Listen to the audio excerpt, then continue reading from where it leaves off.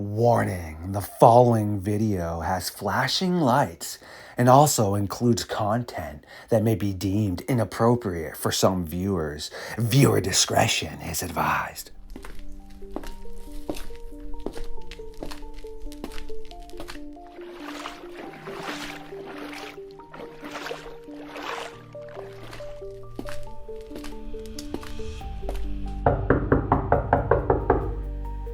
Bigfoot's Barber Shop, also known as Brian Barber. I see again.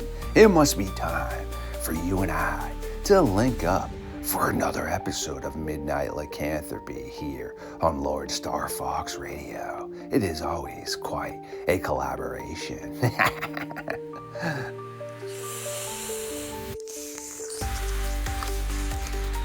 Much better. Absolutely delicious. And now, without further ado, it is time for Bigfoot's Barbershop and LordeStarfox to venture into the madness.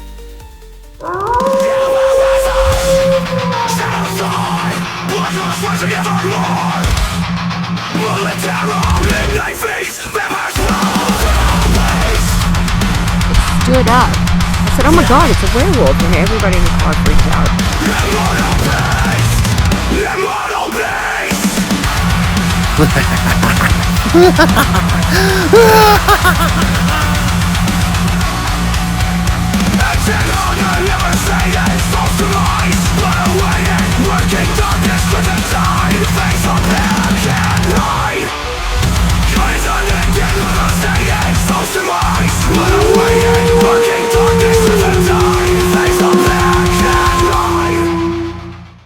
My creatures of the night. Yes, once again, you are tuning in to LordeStarfox Radio on Midnight Lycanthropy.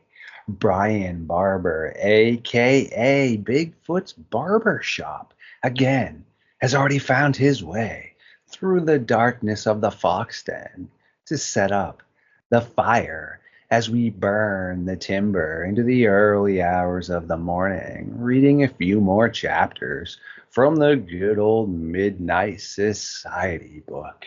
Mr. Barber, what's good, man? How you been, eh? Been doing well.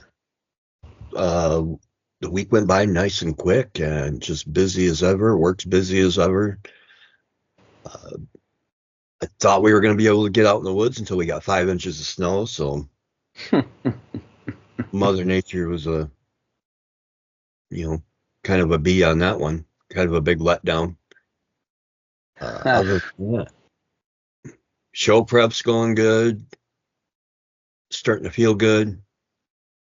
Got, as I mentioned to you just before the show, hopefully got a cool guest coming on who has some Bigfoot and Dogman in the same plot of land. So hopefully he'll be willing to chat with us because he is really close to where I've had several encounters. So fingers crossed for that one.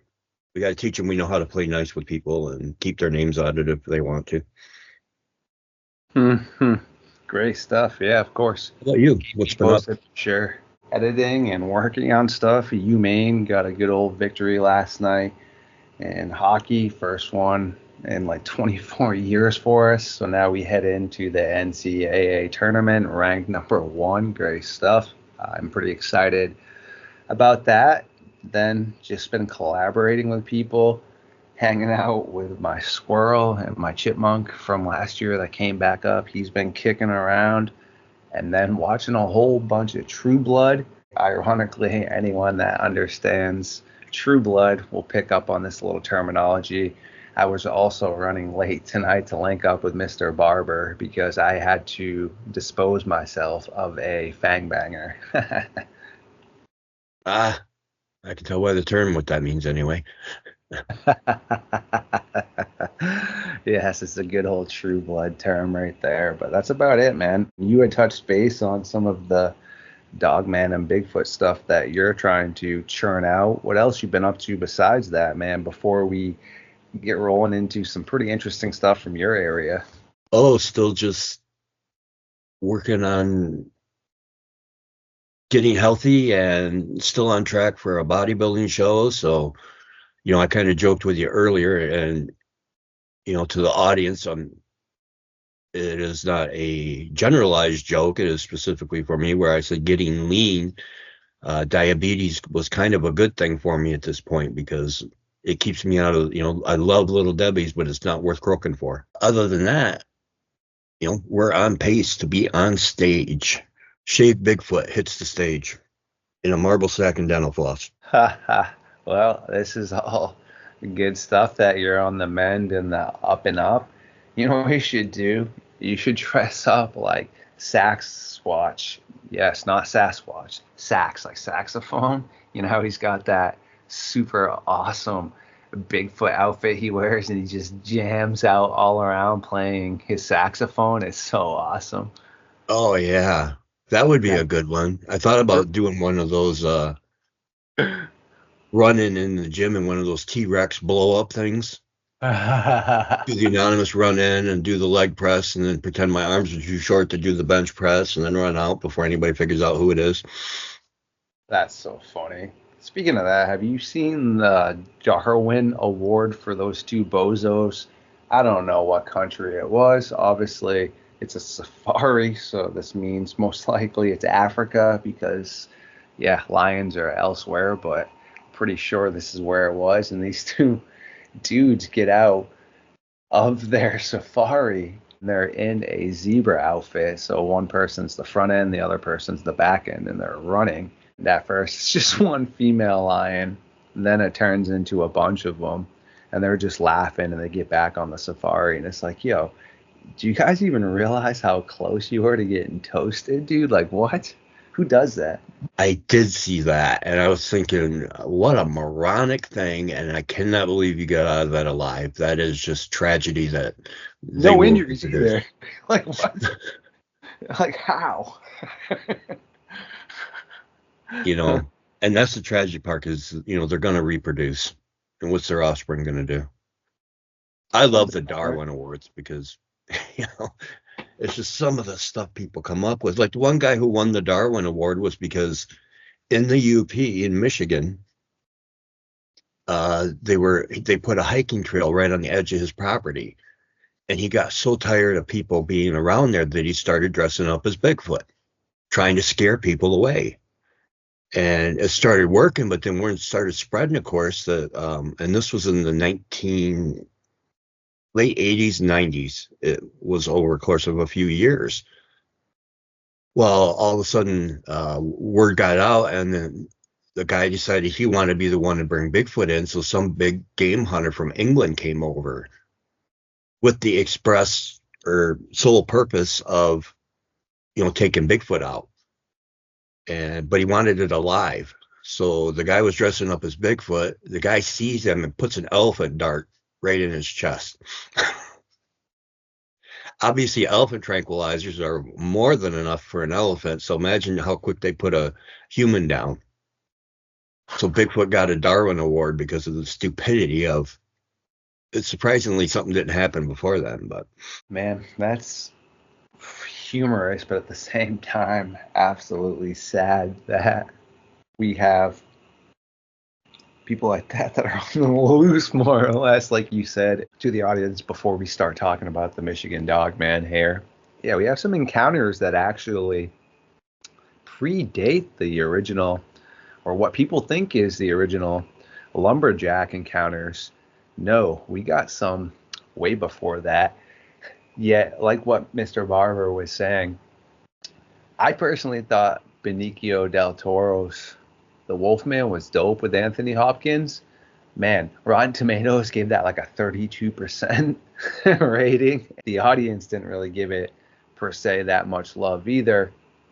But then when you look at some of the other movies that get love, I don't know, man. I don't really feel them per se that much. I'm like, well, that was okay, I guess. Yet a lot of the movies definitely get bashed up. But I mean, not the original Jurassic Park. I mean, these are legendary movies. Jaws, the first Predator, the first Aliens. Man, they all get some super high ratings from the audience and the tomato meter. Yet, as soon as you start looking at some of the other ones that I think are cool, per se, like American Werewolf in London, that's pretty solid, but I would have thought it might have been a little higher, or The Howling, same thing with that. Or Dog Soldiers. You see the audience likes it much more than the critics do, if that makes sense. Yeah. Yeah, that's like when I play video games anymore. It's the reviewers seem to have an agenda now, and Yeah. deep dive that. But so anymore, it's like, okay, well, I'm going to take a chance, even though it only got a 4 out of 10 or 5 out of 10, and like Assassin's Creed Shadows right now, I'm playing that, and it's like you hear all the trash talk on YouTube, but it's like I'm actually enjoying the game. It's a beautiful game. It's smooth. So far, the story's good.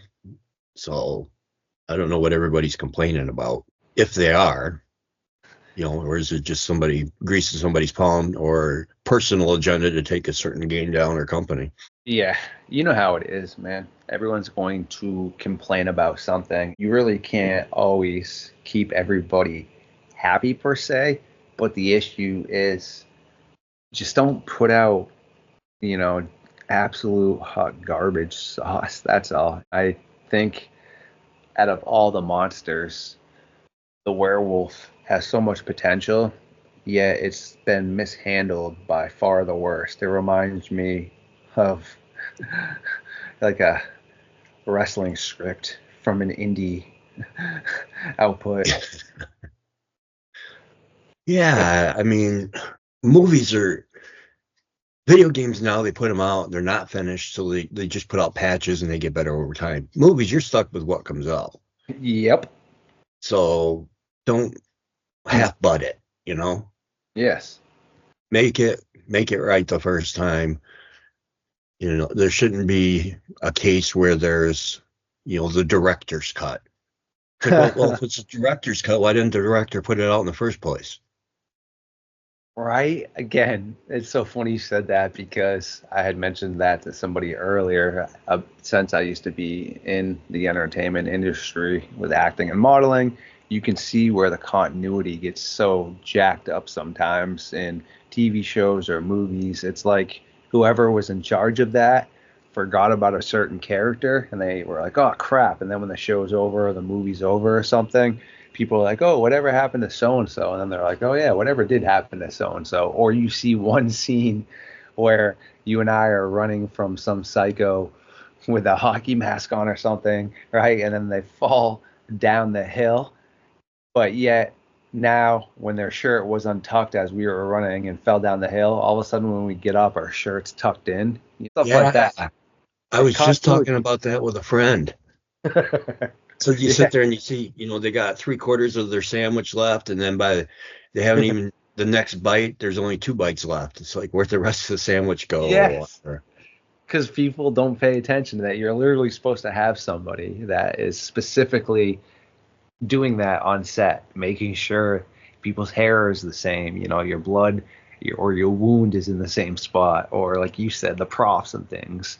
But obviously you can see that, well, doesn't always work out the way you would think it would, because you're like, what the heck? Okay, they weren't paying attention. Wasn't it in The Mummy where they had a scene in a public, I remember it was in a public place, like a pub or something, or library or whatever, but there were people around, and I didn't notice it, but I saw it in a clip of things that weren't supposed to be there. Mm-hmm. And you see a guy walking through with his cell phone and is talking on a cell phone. And Mummy, it's like, wait a minute, you're in ancient Egypt. I know there was right. advanced technology, but cell phones? No continuity.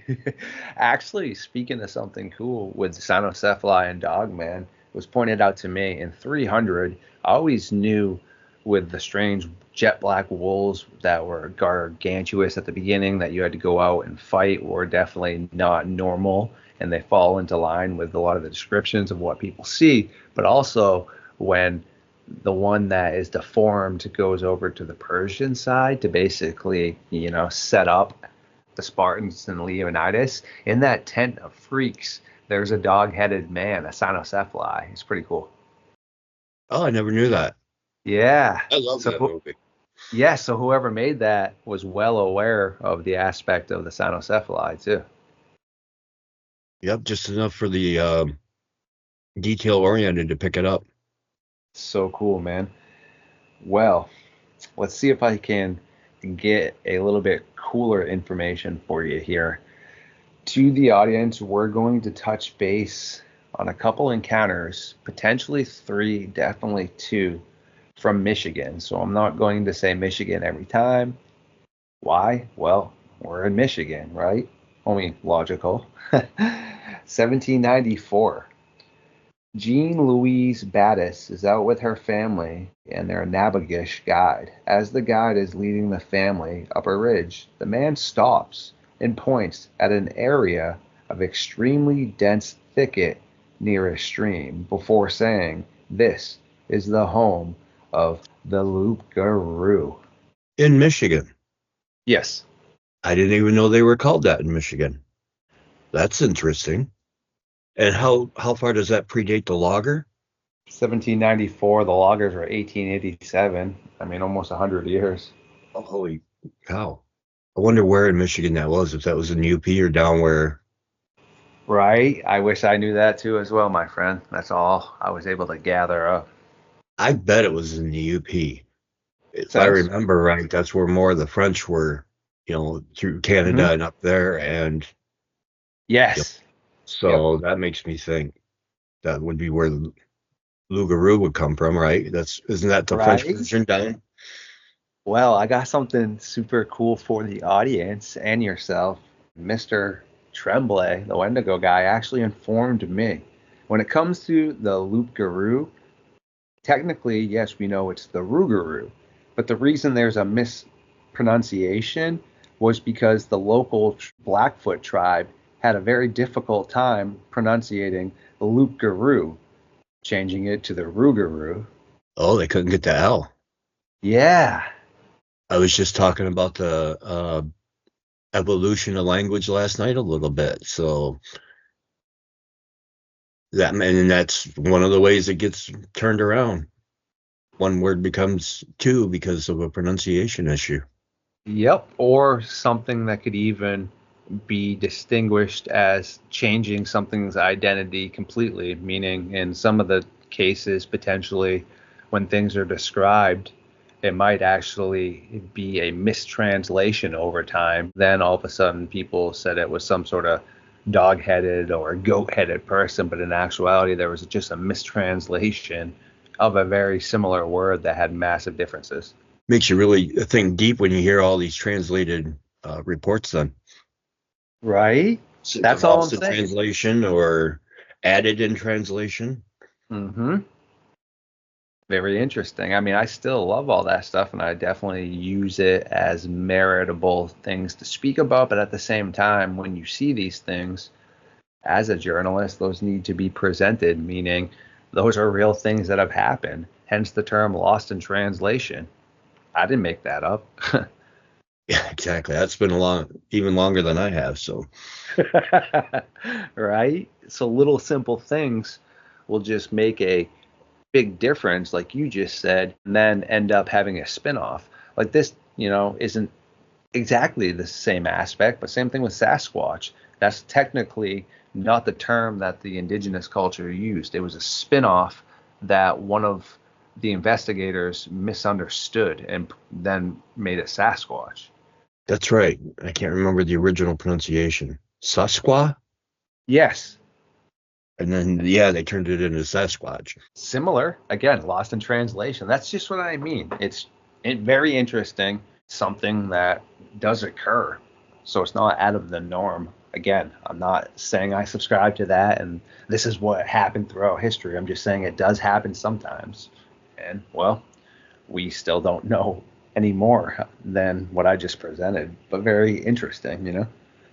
Yeah, it is interesting because all the, you look at these ancient texts that have been translated, and even, certain books that have been translated could take on different meaning. The whole sentence can take on a different meaning with just one uh, translated word. So, Yes, exactly. Certain words here or there change the whole definition and meaning of things. Very astute observation. Well, what about this? August 1857, Comstock. Local resident Lucille Partridge reported seeing what looked to be an enormous, dark, smoky gray wolf standing like a man near their barn, watching their cabin very contently before slowly turning around and walking away once it realized it had been noticed. What do you think about that one, man? see, the name sounds French to me, so that kind of doubles down on what I was hinting at. I Yep. was thinking, why would people make these reports back then to hoax? There wouldn't be any point to it. I think the hoaxing thing's kind of more of a recent.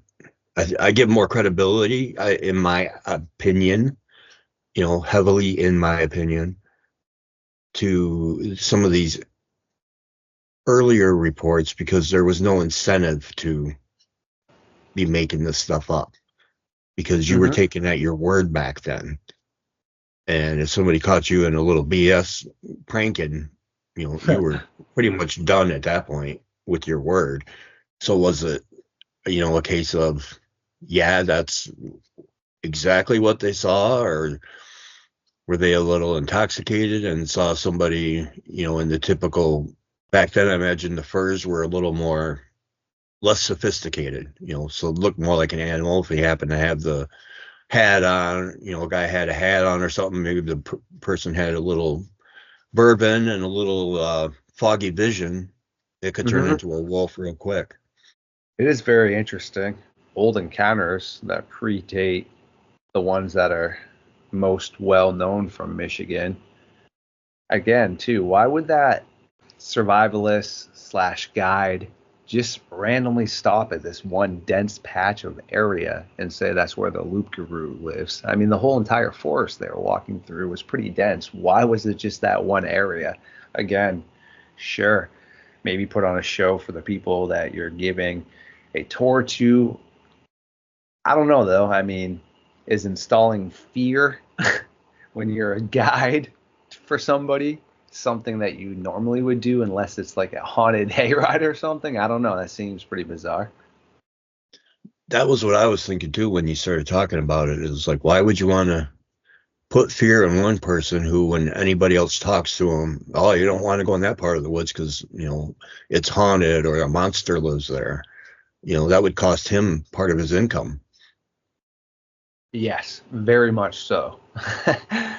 Now too with Lucille, yeah, from the distance, I mean, like I said before, wolves do stand up, yet not walk away like that, accordingly on two legs and stand up for very prolonged periods of time.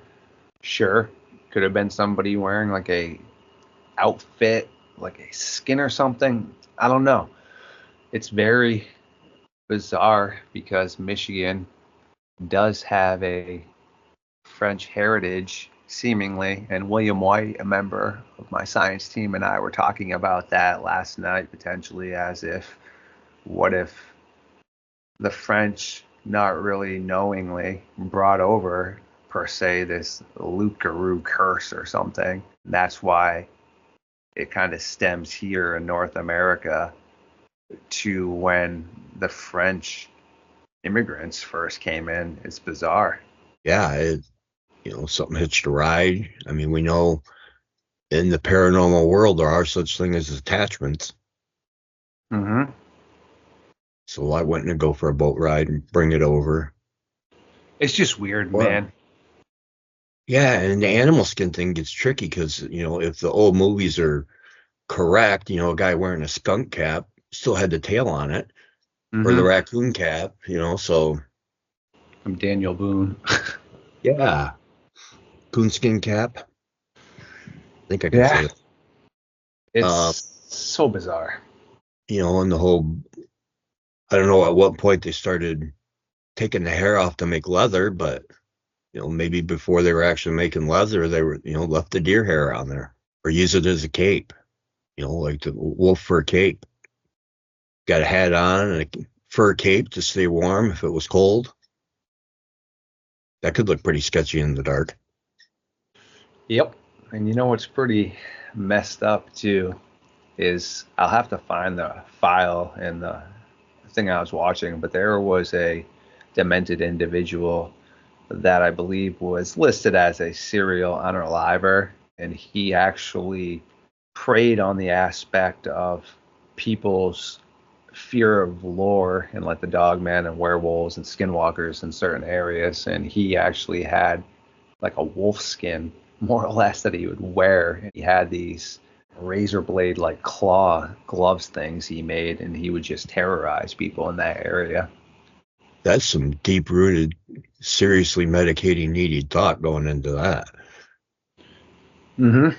I mean, Which is yeah, what do you say to somebody who's putting that much thought into making sure the victim is in the highest state of fear when I would think that would in a way be detrimental though, because fight or flight, depending on how things went. I mean, if you're going to get physical, now you got somebody whose adrenaline, everything is elevated and Mhm. way stronger than they should be. I would think you want to do it by surprise, but Yes, you are correct. That reminds me as well, and I highly suggest you and the audience checks it out. There is a movie called The Wolf of Snow Hollow. What we're talking about right now has a lot to do with what I wish and want you and the audience to see in that movie, and then we can come back to this conversation. funny. I'm actually going to put a note in here to watch the movie. It's on Tubi. You really should check it Yeah, out. Yes, sir, for free, my friend. It's an awesome werewolf movie that's not like any other werewolf movie you've ever seen before. It's just very messed up. And there's also a Hulu documentary of a case where someone you actually, I believe, brought this up to me before as well, claimed a Sasquatch more or less took away this girl that he was with, but he was some crazy tweaker and he had all kinds of issues and such. And well, they're pretty sure he was the reasoning why she vanished. But there was like a Hulu documentary called Sasquatch about all that as well. But there was somebody else that tried to play into that. Oh no, they took her. Yeah, that's sad. I mean, demented in ways because now you're just going to blame it on you do something and blame it on a cryptid. Right?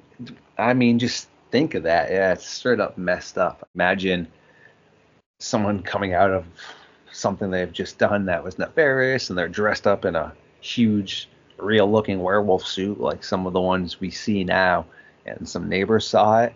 What the heck are they going to describe to the people that show up? What happened here?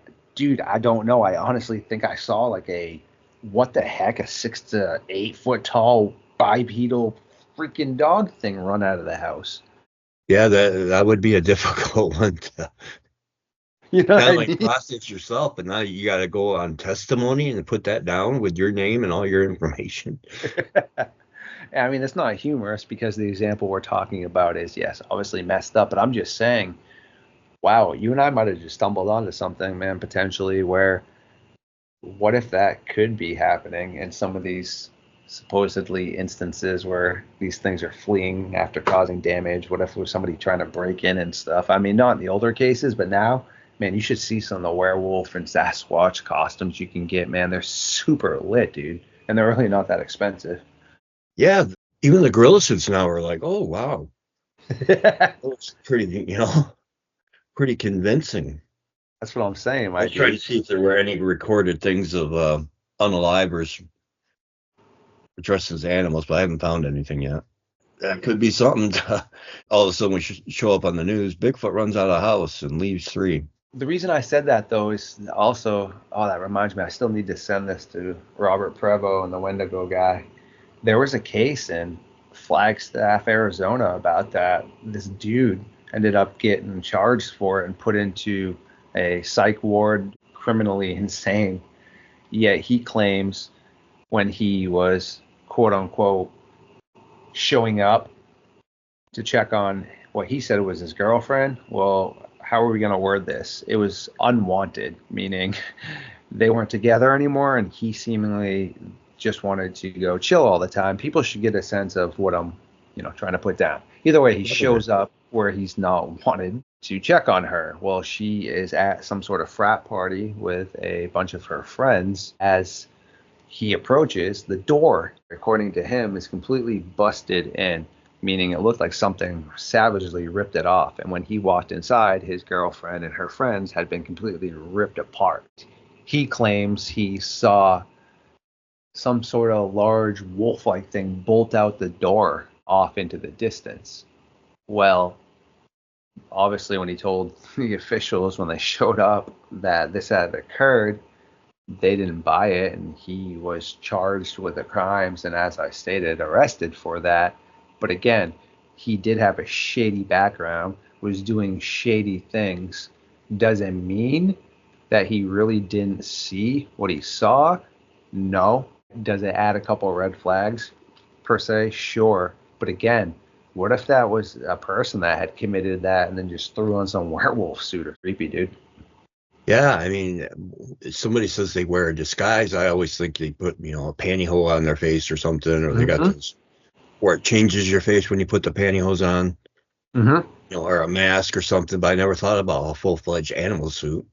Dude, I saw Snoopy run out the door. I swear to God. Honestly, man, as we've been talking, and this has just been kind of resonating in my head, it's a real logical question. Even though it might seem humorous, that would be really hard to be describing what it is that you legit saw, meaning, well, this is what they all saw, doesn't necessarily mean it had to per se be an actual werewolf.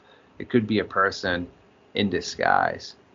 I mean, unfortunately, dude, at the end of the day, people that do these terrible things, they will feed off of fear as well. No different than what people say with a lot of these cryptids and things like that. Obviously, it's nightmare fuel enough thinking someone could just bust into your house at night while you're sleeping per se, or in the middle of, showering, etc. But now, what if when they burst in, they have on some crazy looking like masks and or like get up kind of? Just think how much more fear that would install. Oh, yeah. Like you said, it was literally nightmare fuel at that point. Not knowing exactly what you're facing because of the mask. Right? Super gnarly, bro. Well, what do you think, man? You want me to read you one more here, or would you like to chat about a few other things as we wrap this up? We can do one more. The older accounts are always interesting, especially when they go further than what you normally hear about. Yes. Because now you're 100 years earlier, so that moves that timeline back potentially. That it does. We got March 1859, Lexington. A man is outside chopping wood when suddenly a very large wolf emerges from the nearby forest, grabbing the man by the throat and pulling him back into the dense forest. His wife witnessed the entire encounter and soon had grabbed her husband's axe and began chasing after the animal. Forcing it to drop her husband before dashing away, she rushed over to her lover, but his throat and head had potentially almost been completely torn off. Did it say how he was grabbed as far as by the mouth or a hand? I mean, I'm assuming a mouth at this point, because that would make a huge difference. Because if it came out and grabbed him by the, with a hand, then it's like, oh, now we got something different by the mouth. I mean, and that was Michigan, so the wolves were still here before we, eradicated them. Eradicated. There we go. Eviscerated. It doesn't take a big wolf to, coyote can drag somebody off. So let alone, we've touched on before. I used to raise wolf hybrids, and the 90% timber wolf, he was 130 pounds. So he was a big animal and could, leg strength wise, could clear a 10-foot fence unless you tipped it in at the top. Otherwise, he could clear it. So to grab 200-pound man and drag him off wouldn't take a whole lot for them. Definitely not, like you said, by any means. It's also, again, an older encounter. It's been passed down, per se. Who knows about details being potentially left out? I mean, look at the loggers. A lot of people think it's only a couple loggers. There was a very large group of loggers that saw that original encounter. Yet, sure, the rest of it is pretty closely related, but people, obviously got it mixed up a bit. What is it? Was it two, or was it a bunch like a lot of the other reports say? You see what I'm saying?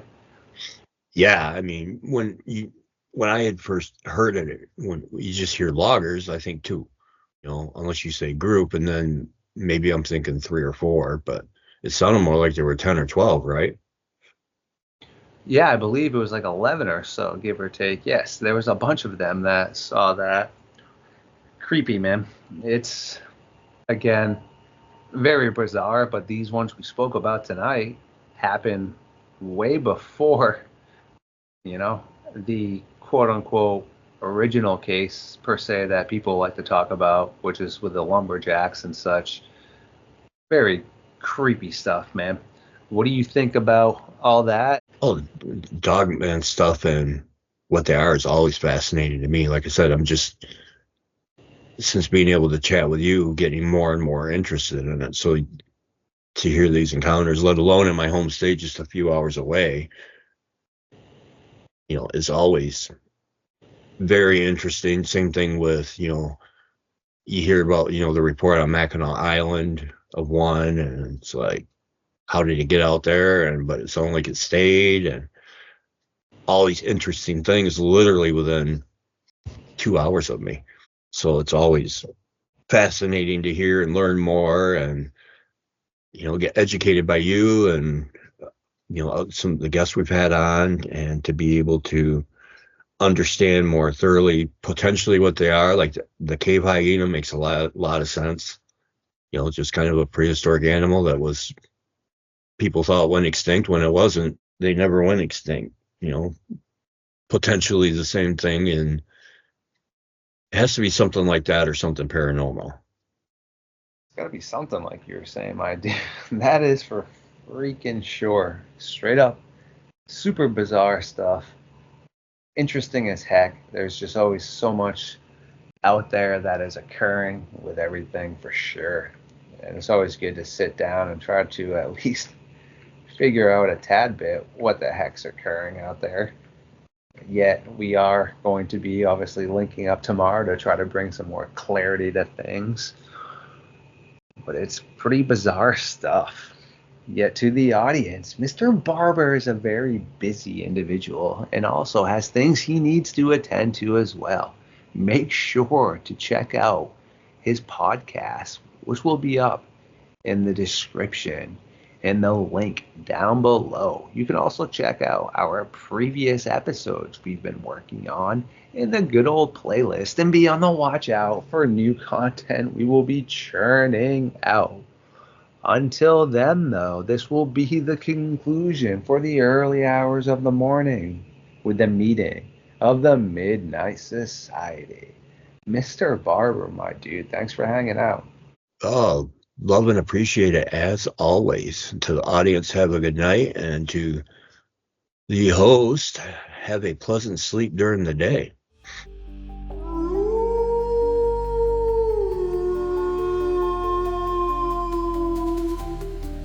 Oh, my creatures, I do adore every single one of you. And thank you for hanging out with us tonight. If you do enjoy my content, please like, comment, subscribe, share it, and